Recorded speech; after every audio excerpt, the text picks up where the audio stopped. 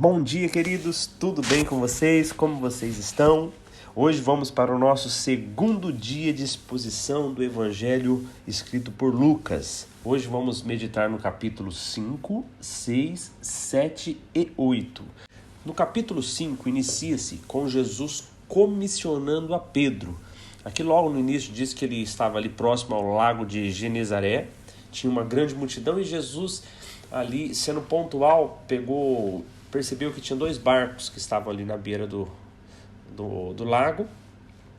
Os pescadores, Pedro e a sua equipe, estavam lavando as redes porque eles tinham pescado a última noite e não tinham conseguido êxito na sua pesca. Jesus entra no barco e pede para que o barco fosse deslocado ali da beira do lago para que ele distanciasse da multidão e quando ele falasse ele poderia ser ouvido por toda a multidão. E assim que ele discursou, pregou para aquela multidão, ele disse a Pedro que fosse em águas mais profundas e que lançasse novamente a rede.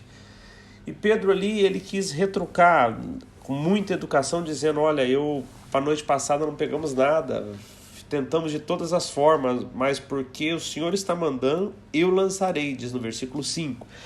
Então eles lançaram a rede e pegaram muitos peixes. Aqui é a primeira pesca maravilhosa. E aí eles pegaram tantos peixes que as redes estavam começando a partir. E eles tiveram que chamar os outros barcos vieram e foram distribuídos peixes pela grande quantidade. E ainda assim os barcos ficaram a perigo de afundar, porque o peso que estava sobre eles era um peso imenso, dada a grande quantidade de peixe. E ali relata que eles ficaram assim perplexos, né, com aquilo que Jesus tinha feito. Pedro até fala, olha Jesus, se afaste de mim, pois eu sou pecador, não sou digno de estar próximo ao Senhor. E junto deles ali como sua equipe, Simão Pedro tinha Tiago e João, que eram sócios deles, a equipe de pesca, e ficaram maravilhados juntamente com Pedro.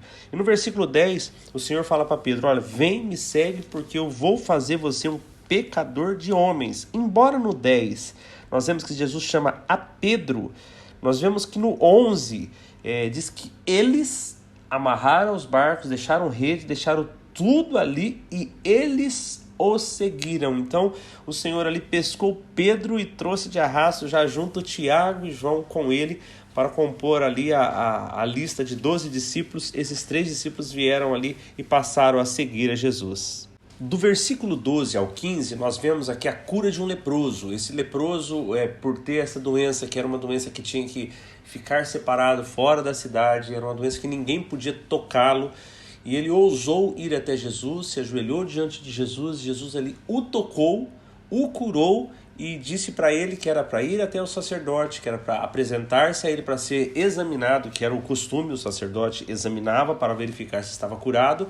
Ele oferecia sacrifício como Moisés determinou na lei, e após ele ter cumprido esse protocolo, ele estaria legitimado para voltar a estar em sociedade. Jesus ainda disse, olha, não diga para ninguém, vá até o sacerdote, mas não diga para ninguém, mas isso era impossível e fazia com que mais pessoas viessem seguir a Jesus, tamanho eram os milagres que ele realizava.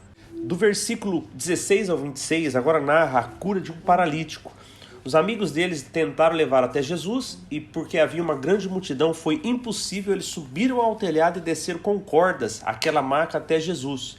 E quando desceram ali, Jesus olhou e falou, olha, perdoados estão os seus pecados. Isso trouxe uma confusão na cabeça dos fariseus e eles começaram a pensar, quem ele pensa que é para perdoar pecados? Porque só Deus poderia perdoar pecados. E no momento que eles estavam pensando nisso, Jesus, conhecendo os seus pensamentos, falou assim para eles, o que é mais fácil?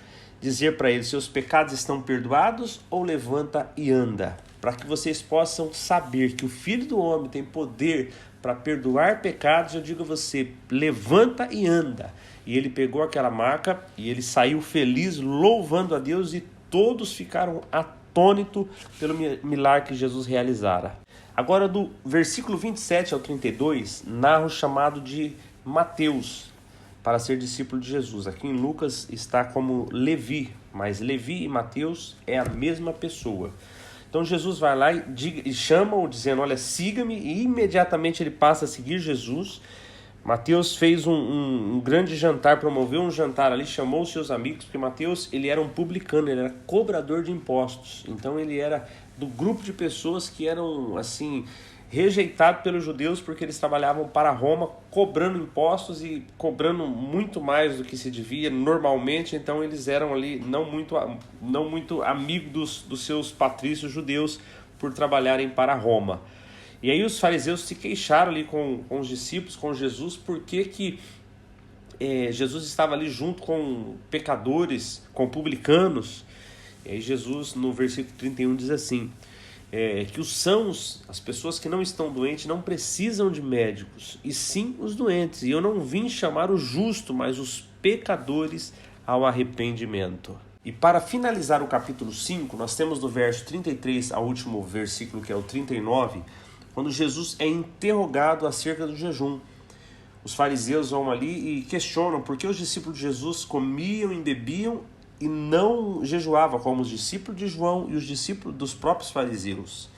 E aí Jesus agora começa a trazer alguns exemplos para ele. Aí Jesus traz o exemplo do noivo, porque na hora que o noivo está junto na festa, os seus convidados não é impedido de comer, come com ele porque o noivo está, mas quando o noivo fosse retirado, viriam dias que eles estariam jejuando. E agora no finalzinho do capítulo 5, Jesus dá mais 2 exemplos aos fariseus. Ele fala que ninguém vai rasgar uma roupa nova, pegar um pedaço de um tecido novo para poder remendar uma roupa velha, porque se fizesse isso, a roupa nova ficaria rasgada e a roupa velha não suportaria ali um tecido novo, também se rasgaria novamente.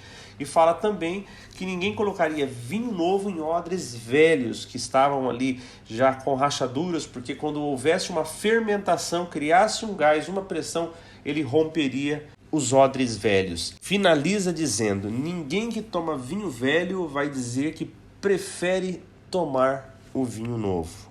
Agora aqui no capítulo 6, do versículo 1 ao versículo 11, nós vemos a questão do sábado. Os fariseus ali tentam entrar em litígio com Jesus sobre o sábado, primeiro porque os discípulos estavam ali colhendo e debulhando espigas para comer. E eles diziam que isso era ilícito. Aí Jesus cita Davi quando comeu os pães da proposição e deu ali também para os homens que estavam com ele, que era exclusivo aos sacerdotes, e finaliza no capítulo 5, no versículo 5, dizendo que o Filho do Homem é o Senhor do sábado. E com isso os fariseus ficaram zangados, porque o Senhor ali os rebateu com um argumento, e Jesus desce para a sinagoga. E os fariseus e os mestres da lei que estavam procurando ocasião contra Jesus, e era sábado, foram seguir, estavam ali acompanhando para ver se pegava Jesus em alguma falha. E dentro da sinagoga havia um homem que tinha a mão atrofiada. E Jesus o chamou para o meio, ele foi, e Jesus o curou. E quando Jesus o curou, novamente os fariseus ali, com os seus pensamentos contrários a Jesus, porém Jesus conhecia até o pensamento deles. E aí Jesus perguntou, o que é permitido fazer no sábado, o bem ou o mal? Salvar a vida ou destruí-la? Então com essa cura, eles ficaram novamente furiosos com Jesus porque era no sábado e eles estavam procurando ocasião ali para ir contra Jesus. Do versículo 12 ao 16 é onde Jesus, primeiro, aqui tem um detalhe que eu quero frisar com vocês, um detalhe que só Lucas colocou. A escolha dos 12 apóstolos nós vemos também em outros livros. Porém, esse detalhe aqui que Lucas coloca, que Jesus subiu ao monte para orar, passou a noite inteira orando.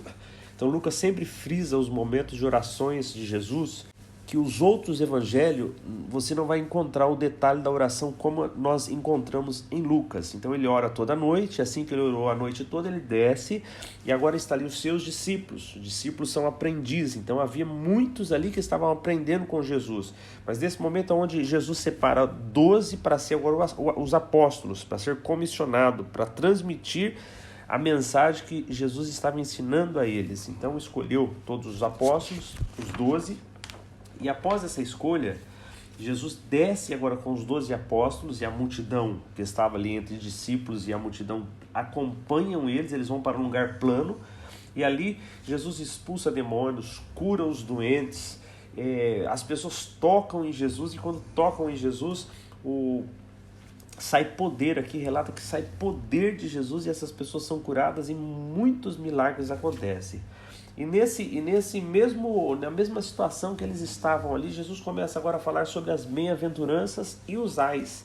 A partir desta parte das bem-aventuranças e os ais, nós pegamos do versículo também 27 até o 49, nós vemos que os ensinamentos de Jesus, tudo está em torno de como nós devemos viver, como nós devemos nos relacionar com o próximo, como nós devemos lidar com as situações diferentes, difíceis, como nós devemos lidar com a hipocrisia, e tudo isso está centralizado nesses ensinos aqui sobre a fonte, o coração.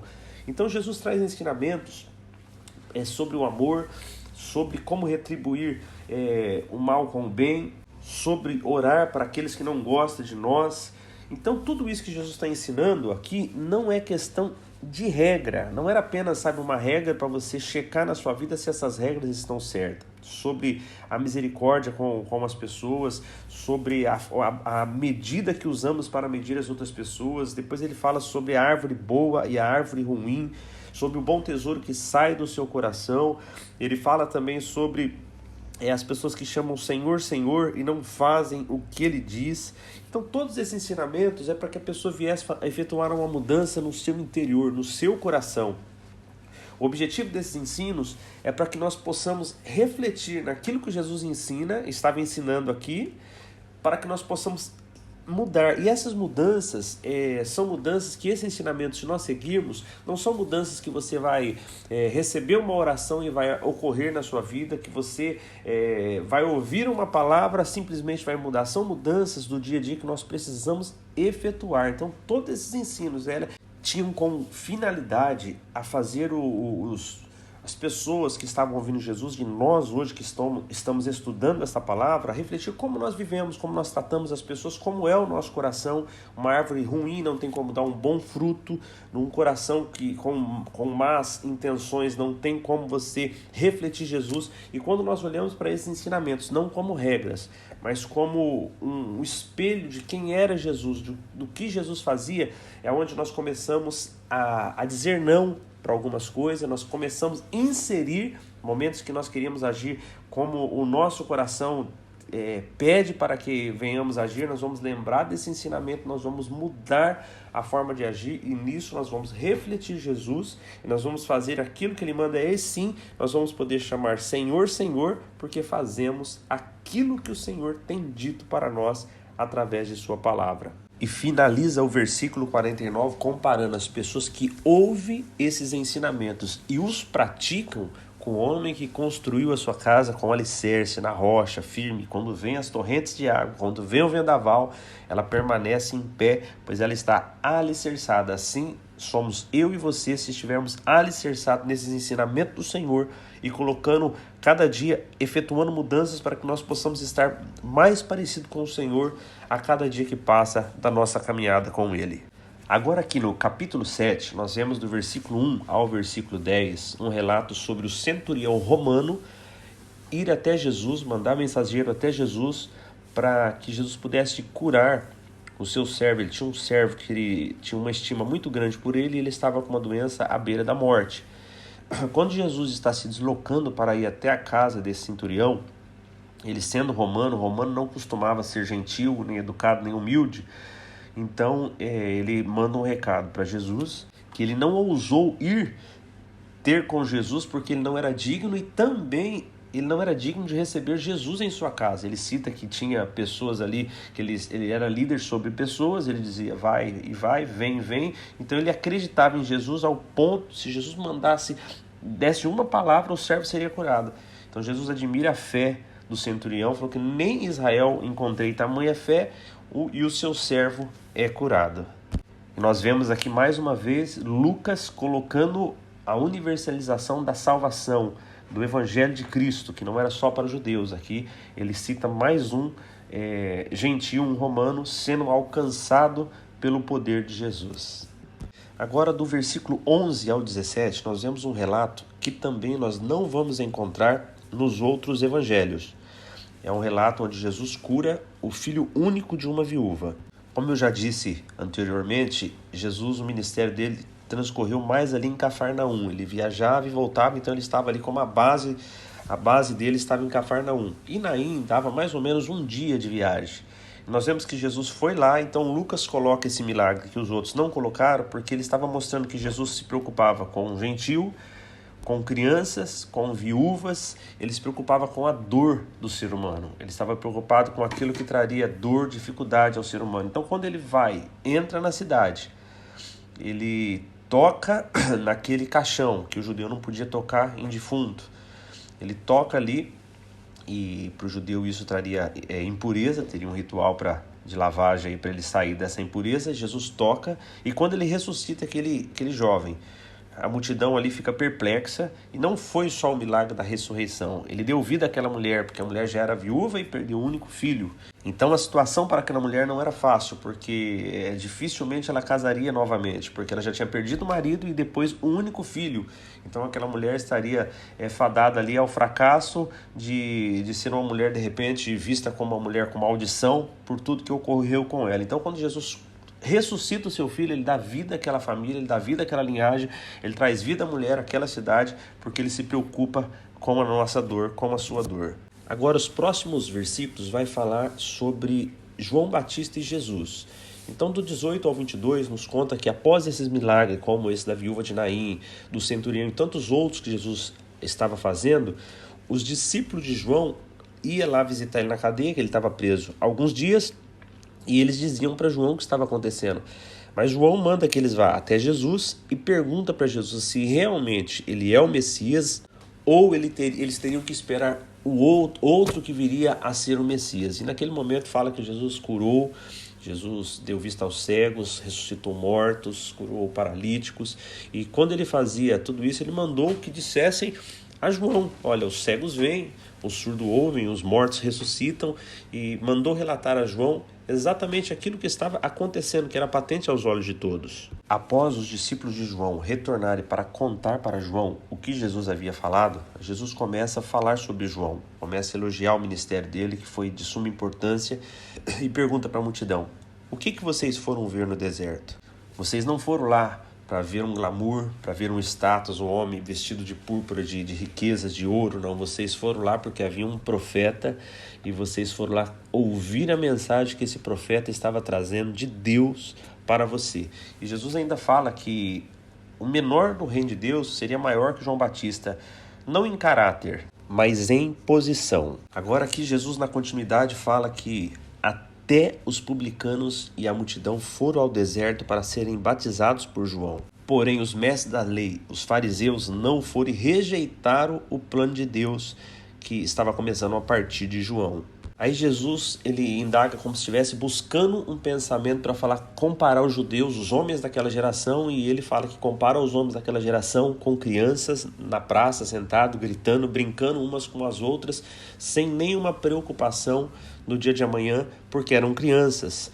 E aí eles falam: vocês rejeitaram João, que veio jejuando e não veio bebendo vinho, vocês achavam que eles eram usados por demônios. Aí vem eu, que como, bebo, e vocês falam que eu sou comilão, beberrão, e ainda me assento na mesa com os publicanos, e também que Jesus era amigo dos pecadores. Agora, a partir do versículo 36, nós vemos que, relatando que Jesus foi convidado para um fariseu para um jantar. Então, um fariseu convidou Jesus e ele foi, e quando ele chegou à casa do fariseu, ele estava ali sentado à mesa, uma mulher veio, aqui não cita o nome dela, só cita que ela era uma pecadora, e pela forma que é citada, é como se ela fosse uma mulher de má reputação. Então ela trouxe ali um frasco de alabastro com perfume e se colocou atrás de Jesus, atrás de seus pés. E chorando, ela começou a molhar ali os pés de Jesus com as lágrimas, depois enxugou com seus cabelos, beijou, ungiu com perfume. E quando o fariseu viu isso, ele pensou com ele: se esse homem fosse profeta, ele saberia quem está tocando ele, que tipo de mulher, que ela é uma pecadora. Então Jesus disse para Simão, que era o fariseu, falou: eu vou te contar alguma coisa. 2 homens devia a certo credor. Um devia 500, o outro 50. Nenhum dos dois tinha como pagar a esse credor. Então ele perdoou a dívida de ambos. E Jesus pergunta para o fariseu: qual deles amará mais? fariseu respondeu: com certeza, suponho que é o da dívida maior. Aí Jesus agora se volta para Simão dizendo assim: você julgou bem. Em seguida virou-se para a mulher e disse: vê esta mulher, entrei em sua casa, mas você não me deu água para lavar os pés, porém ela molhou meus pés com lágrimas e o enxugou com seus cabelos. Você não me saudou com um beijo, mas essa mulher, desde que entrei aqui, não parou de beijar os meus pés. Você não ungiu minha cabeça com óleo, mas ela derramou perfume aos meus pés. Portanto, eu digo: os muitos pecados dela foram perdoados, pois ela amou muito, mas aquele quem pouco é perdoado, pouco ama. Então Jesus disse a ela: seus pecados estão perdoados. Os convidados ficaram ali se perguntando quem é ele que perdoa pecado, e Jesus disse à mulher: a sua fé te salvou, vai em paz. E com mais esse relato, Lucas está mostrando a preocupação de Jesus como as pessoas menos favorecidas por as suas ações, os seus pecados que haviam feito, que a sua reputação caiu. E Lucas está mostrando para quem fosse ler, inclusive nós, que Jesus ele é misericordioso, que Jesus ele se preocupa com aqueles desprezados, com aqueles que de repente não têm vez na sociedade ou não têm uma oportunidade de ser perdoado. Jesus tem uma preocupação especial com essas pessoas. No capítulo 8, nós vemos do versículo 1 ao 3 o relato das mulheres que ofertavam, que ajudavam a manter o ministério de Jesus. Cito os nomes delas. Então Jesus estava ali rodeado de mulheres que eram curadas, que reconheceram a graça de Cristo, e com os seus bens ela abençoava ali, ajudava a custear o ministério de Jesus. Agora, do versículo 4 ao 15, nós vemos Jesus contar uma parábola. Ele conta do semeador, sobre as sementes e os tipos de solo. Ele usava parábolas para explicar coisas profundas do reino, usando exemplos do dia a dia que as pessoas viviam no seu dia a dia, que era corriqueira. Quando ele contou essa parábola, os discípulos o indagou o que ele queria dizer com essa parábola. E Jesus fala: para vocês foi dado a conhecer os mistérios, mas para os outros não, porque essas parábolas eram para trazer juízo para aqueles que não crescem em Jesus. Aí Jesus explica a parábola, o significado da parábola para todos eles, para que a compreensão dos discípulos não ficasse duvidosa sobre aquilo que Jesus estava falando sobre essa palavra, a parábola do semeador. Versículo 16 ao 18, Jesus agora fala sobre a parábola da candeia e comparando ela à avareza com a palavra. Essa luz seria o conhecimento que Jesus estava trazendo a eles. Eles não deveriam esconder esse conhecimento, eles deveriam colocar no lugar para que as pessoas vissem e enxergassem através da vida deles, através da mudança que nós já falamos no capítulo anterior. Essa mudança teria que ser visível. O que Jesus estava fazendo tinha que ser visível, os ensinamentos, para que as pessoas pudessem enxergar e desejar também esse conhecimento. E o conhecimento é acrescido quando nós desenvolvemos no nosso dia a dia, na nossa vida, aquilo que conhecemos do Senhor. E no final ele coloca que quem tem, mais será dado, e quem não tem, até aquilo que pensa ter, lhe será tirado. E ele estava dizendo, isso cabia bem aos fariseus, que pensavam que eram os mestres da lei, mas na verdade eles não conseguiram reconhecer e enxergar Jesus, o homem-deus, o Deus-homem que estava logo adiante deles. Agora, do versículo 19 ao 21, nós vemos a família de Jesus preocupada, a mãe e os irmãos preocupada com esse crescimento enorme do seu ministério, do conhecimento. Havia uma preocupação porque eles sabiam o que poderia ocorrer com ele, porque ele estava mexendo, provocando ali o sistema que havia religioso. E então eles foram lá atrás de Jesus e foram informar, que eles estavam lá. Provavelmente José já havia falecido, porque ele não estava somente a mãe e os irmãos. Há uma possibilidade. E quando eles dizem para Jesus que sua mãe e seus irmãos estão aí, Jesus frisa: minha mãe e meus irmãos são todos aqueles que ouvem a minha mensagem e as praticam. Agora, do 22 ao 56, nós vemos Lucas aqui fazer vários relatos sobre a autoridade de Jesus. Ele tinha autoridade sobre a natureza, sobre demônios, sobre doença e sobre a morte. Nesse primeiro ponto, que é do 22 até o 25, nós vemos que os discípulos iam atravessar o mar e Jesus estava junto. Ele deita no barco e adormece, e vem uma tempestade, vem o vento, lembrando os irmãos que ali haviam dentro do barco pescadores profissionais, e mesmo sendo profissionais, acostumados com a fúria, acostumados com o mar, estavam desesperados acreditando que iriam morrer. Então era uma tempestade, não era pequena não, era muito forte, e Jesus dormindo. E quando eles acordam Jesus, eles acordam e falam: o senhor não se importa que vamos perecer, vamos morrer, olha a tempestade, o senhor dormindo. E Jesus levantou-se, falou com a tempestade, falou com o mar, a tempestade se acalmou, o mar se acalmou, o vento parou, e eles indagaram: mas quem é este que até o vento e o mar lhe obedecem? Agora, após esse milagre, onde a autoridade de Jesus sobre a natureza foi conhecida pelos seus discípulos, ele chega do outro lado, na cidade dos Gerazenos, e havia ali um homem endemoniado. Nós vamos ver no decorrer da leitura que quando Jesus pergunta qual o nome dele, ele fala: nós somos legiões porque somos muitos. Era um homem que nenhuma corrente, nenhuma cadeia podia prendê-lo. Ele arrebentava tudo, ele arrancava suas roupas, vivia ao cemitério. Era como se fosse um monstro que aqueles demônios estavam fazendo daquele homem. E Jesus chegou, eles reconhecem, os próprios demônios reconhecem a Jesus, ele repreende os demônios saem, pede para que Jesus não mandasse-os para o abismo, que eles fossem aos porcos. Jesus permite que eles vá aos porcos, aquele homem fica em sã consciência, vai lá, coloca a roupa, os porcos se apincham no precipício e caem na água e morre, e aqueles que cuidavam dos porcos correram avisar a cidade, e muito rápido tinha muita gente ali, e vendo aquele homem, outrora era visto como um monstro, sentado ali ao lado de Jesus, eles foram e pediram para que Jesus saísse da cidade. Eles estavam preocupados em Jesus trazer mais prejuízo. Eles não estavam preocupados que um homem que era tido como um monstro por tantos demônios estava curado. A preocupação deles é que tipo de mais prejuízo Jesus poderia trazer a eles, aquela cidade, aquela região, estando por ali. Então Jesus, quando está entrando no barco para ir embora, o próprio ex-endemoniado, liberto por Jesus, pede para ir junto. E Jesus fala: não, você fica, vai lá na sua casa, na sua cidade, e começa a dizer para as pessoas o quanto Deus fez por você. Então aquele homem voltou, e agora Jesus tinha demonstrado a sua autoridade sobre demônios. Agora, do 40 ao 56, nós vamos ver dois relatos entrelaçados, onde Jesus vai mostrar a sua autoridade sobre doenças e sobre a morte. Jairo era o principal da sinagoga, era que organizava os cultos. Tinha sua filha de 12 anos que estava com uma doença para a morte. Então ele foi até Jesus, pediu socorro para que Jesus fosse até a sua casa. E no caminho que Jesus estava indo para casa, é interrompida essa ida até a casa do Jairo, porque uma mulher tocou em Jesus.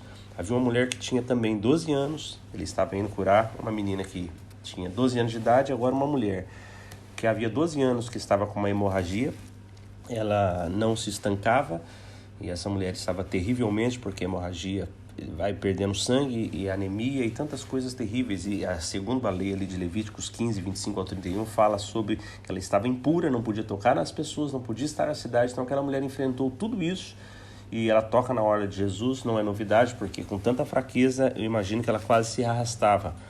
Tocou em Jesus, Jesus percebeu que saiu virtude, perguntou pelos apóstolos, os apóstolos assim: mas todo mundo está comprimindo, apertando o Senhor, como podemos saber quem tocou, tantos te tocam?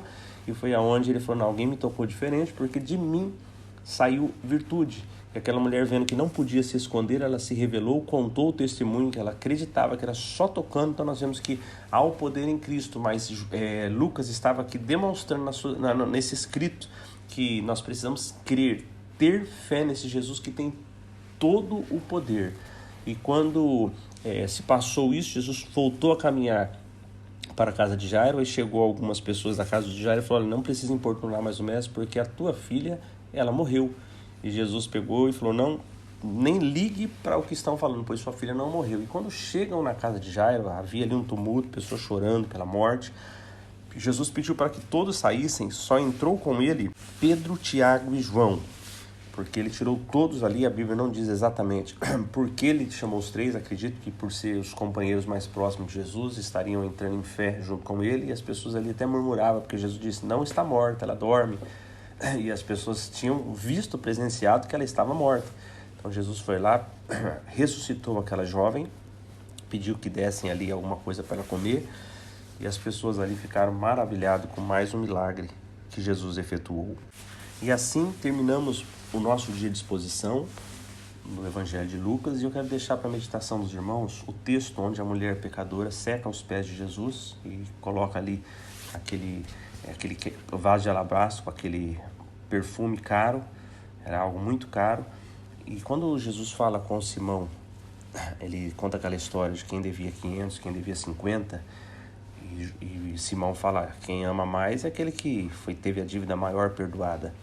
Ali Jesus não estava dizendo que a mulher ela tinha mais pecado que Simão. O ensinamento ali que Jesus estava trazendo, que a mulher reconhecia mais do que Simão os seus pecados. E quando você reconhece seus pecados, esse reconhecimento te leva ao arrependimento, e o arrependimento vai te levar ao perdão dos seus pecados. Então, o que Jesus estava ensinando ali, que Simão não reconhecia os seus pecados, pois aquela mulher reconhecia. Então, por ela ter reconhecido, ela ama ao Senhor, porque ela sabe que ela foi perdoada de pecados e coisas terríveis que todos nós, seres humanos, fazemos ao longo das nossas vidas. E esse reconhecimento, esse arrependimento e o perdão que ela recebeu fazia com que ela fosse grata ao Senhor e amasse muito mais do que aquele fariseu que não se reconhecia um pecador. Que nós possamos reconhecer os nossos pecados, que nós possamos saber que precisamos do arrependimento, que nós possamos confessar os nossos pecados ao Senhor. Quando nós confessamos os nossos pecados, confessar é dizer para o Senhor aquilo que Ele já sabe ao teu respeito. Então, quando você vai orar e você tem uma oração direta e fala para Jesus aquilo que você é de verdade, esse momento você está confessando, porque às vezes a nossa oração nós enfeitamos tanto ela como se o Senhor não conhecesse os nossos pensamentos, não conhecesse quem somos nós. Então, você confessar ao Senhor é dizer aquilo que Ele sabe a teu respeito. E quanto mais você reconhece a sua condição de pecador, mais você vai entender o que a graça fez com você e mais ainda você vai amar ao Senhor. Hoje temos cristãos que não têm uma vida autêntica com o Senhor porque as pessoas não estão reconhecendo a condição de pecado que elas estavam antes de conhecer ao Senhor. Muitas vezes agem que nem os fariseus, achando que eram santos e que não tinha praticamente nada para ser perdoado. Mas o segredo de amar muito ao Senhor é você reconhecer exatamente os seus pecados, quem você foi outrora e o quanto a graça foi abundante em sua vida. Queridos, Deus os abençoe e tenha um dia abençoado. E amanhã estaremos dando continuidade ao Evangelho de Lucas, se Deus quiser. Fiquem com Deus.